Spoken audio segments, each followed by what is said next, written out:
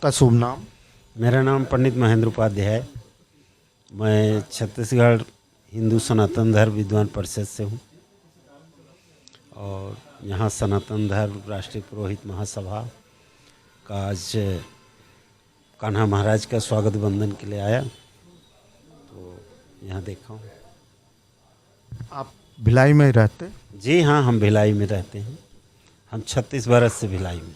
बस सवाल एक ही है कि 22 जनवरी को जो भव्य आयोजन अयोध्या में आयोजित है उसके बारे में क्या कहें? ये बहुत शुभ समय है पूरे हिंदू समाज के, सनातन धर्म के लिए। अब कहीं कुछ अच्छा काम होता है तो उसमें विघ्न तो आता ही है।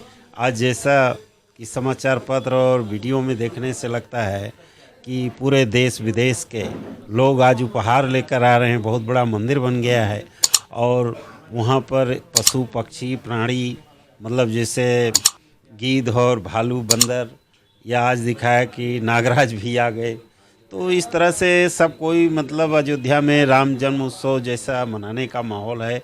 और फिर से वहाँ मतलब हिंदू सनातन धर्म के अनुसार, जैसे पहले भी पूरे विश्व में हिंदू सनातन धर्म का राज्य था, समय था, और बाद में लोगों का विभाजन हुआ, जातियाँ बनी, समाज बने, संप्रदाय बने।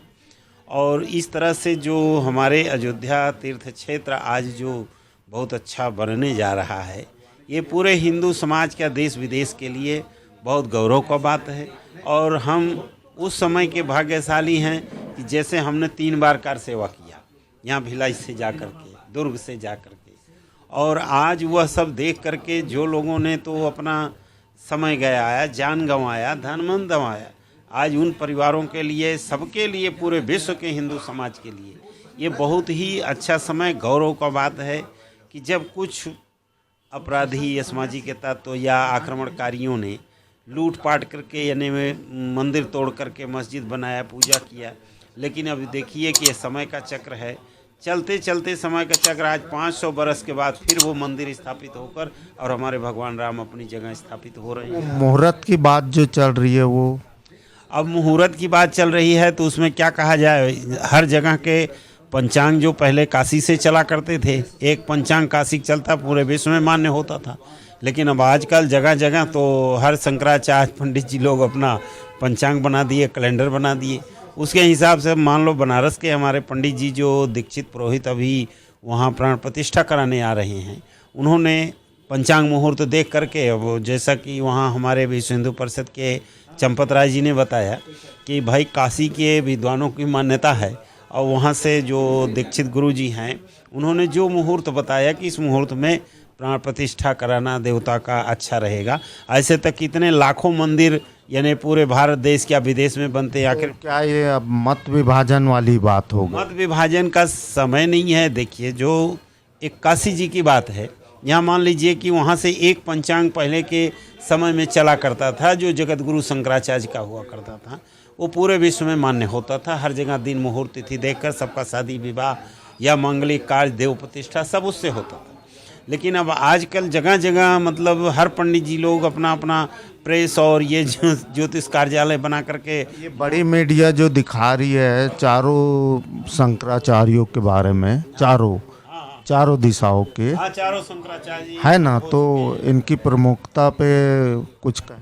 देखिए, उनकी प्रमुखता पर अब कुछ साधु संतों के या उनके पढ़े लिखे जो उनके सचिव हैं उनसे थोड़ा सलाह लेकर ही कुछ धर्म पर बोलना चाहिए। इससे तो ऐसा है कि जो विदेशी आक्रमणकारी या उनके विचारधारा वाले हैं, ये तो मतलब ये देखेंगे कि ये तो आग में और घी डाल रहे हैं कि इस तरह बोल रहे हैं कि हम आमंत्रण में नहीं जाएंगे, मंदिर में दर्शन करने नहीं जाए। और विपक्ष तो पहले से तैयार है, वो बोल रहा है हम जाएंगे ही नहीं। अब उसमें और मतलब आ गया, शंकराचार्य नहीं जा रहे हैं तो कोई नहीं जाए, ऐसा नहीं है भाई। पूरे विश्व में, भारत देश नहीं पूरे विश्व में सनातन धर्म है और सनातन धर्म का मान्य जो है, गौरव जो है, वह श्रेष्ठ अयोध्यापुरी है। जो सनातन काल मतलब त्रेता युग, आज जैसे कलयुग का 28वां कलयुग चल रहा है। जैसे हम पंडित जी लोग संकल्प पढ़ते हैं ना, कल युगे कल प्रथम चरण अष्टाविंशत तमें कहते हैं, अष्टाविंशत तमें कल युगे। तो जब इस तरह से संकल्प पढ़ते हैं मतलब 28वां कल युग चल रहा, उससे पहले से 27 कलयुग त्रेता युग आदि बीत गए। भगवान राम का जन्म त्रेता युग में हुआ, तब से बताओ कितना लाखों करोड़ों बरस आज बीत गया।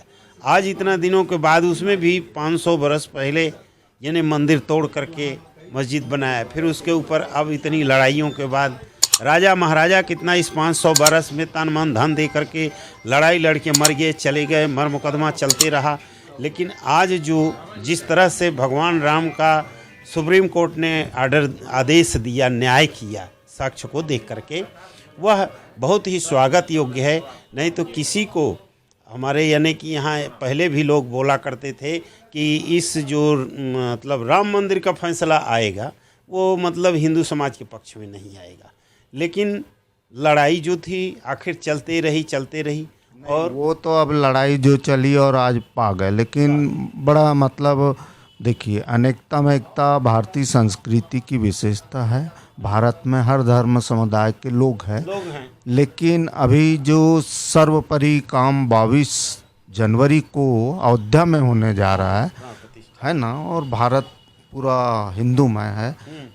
फिर ये शंकराचार्य जी के बयान आ रहे हैं तो ऐसा लोगों के बीच में विवादित या तरह तरह की टिप्पणी, तो इस पे कोई उस पूजा में मतलब बोल रहे कि परंपरा टूट जाएगी, नहीं, कि कोई परंपरा नहीं, ये तिथि मुहूर्त अधूरा है, मंदिर ऐसा कुछ नहीं है। देखिए, हम ये कहते हैं आज यही एक ठे अयोध्या का राम मंदिर नहीं बन रहा, पूरे भारत देश में कितने मंदिर बन गए 22 तारीख को, या उसके बाद भी देव प्रतिष्ठा का जो मुहूर्त है उसमें कितनी मूर्तियां स्थापित हो रही हर जगह। अब जैसे कान्हा महाराज जी का कथा हुआ और कहीं गए सब नहीं। अभी तो भारत में सबसे प्रमुख राम मंदिर, अरे राम माने तो वो तो सार्वजनिक हो गया कि उसमें हिंदू मुस्लिम सिख ईसाई सब किसी के लिए है, वहाँ कोई भी जाके प्रार्थना करके दर्शन करके आ सकता है। अब उसमें शंकराचार्य जी कहेंगे कि ये हमारे मतलब हमारे सम्मत नहीं है, हमको नहीं पूछा गया, हमको उसमें यानी मुहूर्त नहीं पूछा गया, अपमान हो कर रहे। कोई अपमान नहीं। अरे भाई, उन्हीं की हम शंकराचार्य की ही संतान सनातन धर्म के मंदिर के पुजारी हैं। और पंडित जी लोग जो गांव में रह करके, आखिर एक पंडित होता है कि जो गांव में रहकर पूजा पाठ करता, सबके यहाँ कराता है, आखिर वो भी दिन मुहूर्त तिथि वही पंचांग देख के बताता है जो शंकराचार्य देख के बताते हैं। आखिर शंकराचार्य को जब इतना था तो जब ये तो है नहीं कि वो सलाह नहीं लिया गया। चलो, हमारे चैनल के माध्यम से 22 तारीख का आप जनमानस को न्योता दें। जनमानस को हमारी तरफ से खूब शुभकामनाएं। 22 तारीख को दिवाली जैसा माहौल बना करके अपने घर में राम ज्योति जलाएं, राम दिवाली मनाएं, ये हमारी तरफ से खूब शुभकामना है सभी सनातन धर्म वालों को। और जो कोई भी इस पर किसी भी प्रकार का विवादित बयान दे रहे हैं, कोई संत महान शंकराचार्य आदि जो भी पक्ष विपक्ष जो भी बोल रहे हैं, उनकी बातों पर बिल्कुल कोई भी सनातन धर्म के भाई लोग उस पर ध्यान न दें। बस राम उत्सव मनाएं, राम ज्योति जलाएं और भगवान राम का भजन कीर्तन करें। और भगवान राम प्रार्थना है कि सभी सनातन भाइयों को या पूरे विश्व के सभी जन समुदाय को मतलब सुखी और सम्मानपूर्वक से रखें। हमारी ये शुभकामना है सभी आमजनों को, सनातन धर्म के भाइयों। आदरणीय, आपका शुभ नाम? मैं विष्णु पाठक, सनातन धर्म पुरोहित महासभा का राष्ट्रीय संरक्षक का दायित्व है। और आज हमारे पुरोहित महासभा के राष्ट्रीय संरक्षक अध्यक्ष के निवास पर हमारे गुरुदेव के रूप में, हमारे संत के रूप में आप वृंदावन से हमारे कान्हा महाराज जी आए हुए हैं। इन्हीं के स्वागत में हम सब इकट्ठा हुए थे और बड़ा ही सौभाग्य का विषय है कि आप लोग भी हम लोग के बीच में आके 2 शब्द कहने का मौका दिए हैं। आगे आप जैसा कहें मैं ऐसा कहूँगा। बस कहना कुछ नहीं है, अभी पूरा भारत राममय हो गया है। और 22 तारीख को जो कार्यक्रम आयोजित होने जा रहा है उसके बारे में बहुत ही मैं इस सृष्टि को प्रणाम करते हुए समस्त तीनों लोक के निवास स्थल के धरातल, पृथ्वी, आकाश, पाताल समस्त लोगों को प्रणाम करते हुए इस क्षण जो प्रभु के जन्म के समय तीनों लोक के देवी देवता मनुष्य खुशी स्थापित कर दिए थे, जिसके कारण कार सेवकों ने अपनी आहुति दी थी। और तब से लेके आज तक इस धरती के लोग जो भी हैं, हर लोगों ने प्रभु राम के लिए प्रार्थना किया था। उन सब की कृपा से प्रभु के कृपा से 500 पहले भी जब प्रभु राम अपने अयोध्या आए हुए थे तो दिवाली हमने मनाया था। पूरी दुनिया, पूरी सृष्टि उस दिन दिवाली के रूप में उत्साह मनाएगी। मैं यही प्रार्थना करता हूँ। जय श्री राम। अयोध्या में राम मंदिर नवनिर्मित हो रहा है या हो गया, जहाँ प्राण प्रतिष्ठा होने जा रही है, और उसे पाने के लिए आपने कहा कि बहुत से कार सेवकों ने आहुतियाँ दी, तो उस राम मंदिर परिसर में उनको भी कोई स्थान मिलेगा क्या? सृष्टि में प्रभु के हमने रामायण, गीता, जिस भी धर्म को हमने अपने सनातनी में पढ़े हैं उसमें साफ कहा गया है कि वो भाग्यवान होते हैं कि जिन्होंने अपने तन मन और को भगवान के नाम पर आहुति दिए हैं, वह स्वर्ग बैकुंठ को प्राप्त हो चुके हैं। उन्हें और क्या चाहिए, वो तो बैकुंठ जा चुके हैं। दूसरा सवाल कि जिन लोगों ने अपनी आहुतियाँ दी, तो वहाँ पे जो भारतवर्ष या दुनिया के जो भी लोग आएंगे, तो कुछ वहाँ पे इतिहास या म्यूजियम जिसमें इन लोगों का, क्योंकि इतिहास बन गया है, आपने कहा कि टेंट में इतने बरस रहे और आज स्थान मिल रहा है, तो क्या इन आहुति देने वालों को वहाँ पे कुछ म्यूजियम के रूप में ये हमारी संघर्ष की गाथा है और इसमें इन लोगों ने किया, ऐसा स्थान मिलना चाहिए क्या? यह बहुत ही आपका जो प्रश्न है उल्लेखनीय है। और कार सेवकों का जो शहीद हुए थे, मैं पहले भी कहा कि बैकुंठ इन्हें मिल चुका है।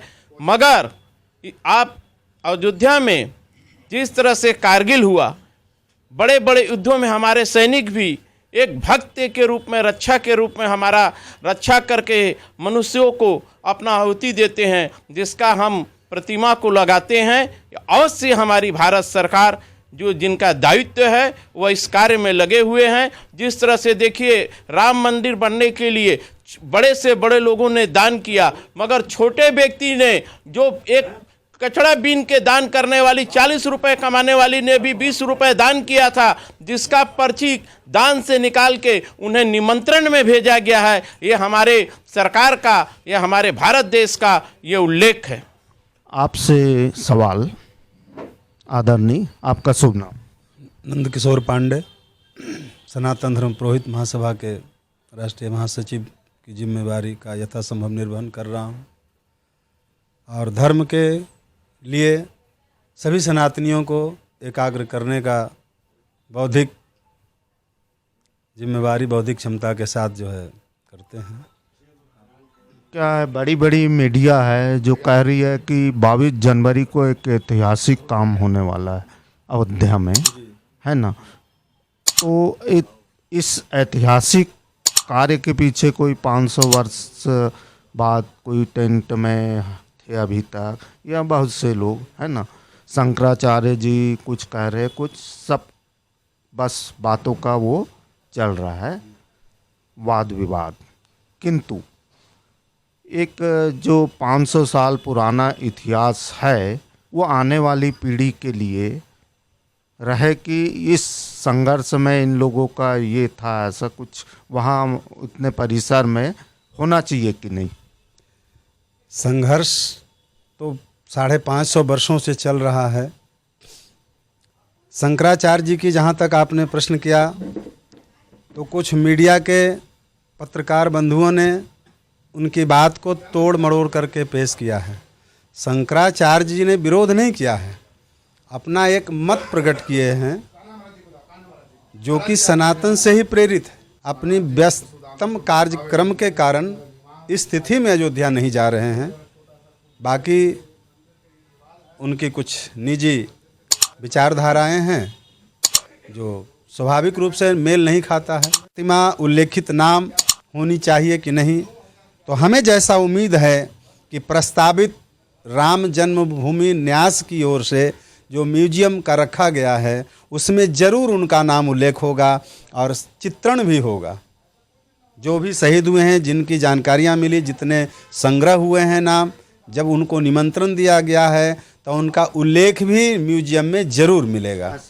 प्रस्तावित तो राम म्यूजियम का चल रहा है लेकिन संग्रहालय इसमें जो मेरा सवाल था वो भी शामिल है क्या? बिल्कुल वो शामिल है। और यहाँ तक कि जो उत्खनन में जो भी खंडित प्रतिमाएं मिली है उनका भी संरक्षण होगा। कोई ऐसे गर्भगृह के बाहर उस परिसर क्षेत्र में ऐसे स्थान जरूर चिन्हित किए जाएंगे जिनमें उन खंडित मूर्तियों को और उन वीरों को जिन्होंने धर्म के लिए अपना आहुति दिया है प्राणों की, उनके लिए एक भविष्य के लोग जान पाएं, इसके लिए जरूर होगा। तो यही है न्यूज आप तक की पहचान, अनेकता में एकता, भारतीय संस्कृति की विशेषता है। ऐसे ही हर खबरों से आपको जोड़ के रखेंगे। वीडियो कैसा लगा कृपया लाइक करें, कमेंट करें, सब्सक्राइब करें। बस सहयोग आपका, प्रयास हमारा। मैं जी सुरेश कुमार, न्यूज आप तक छत्तीसगढ़ के लिए कैमरामैन SN मिश्रा के साथ, नमस्कार।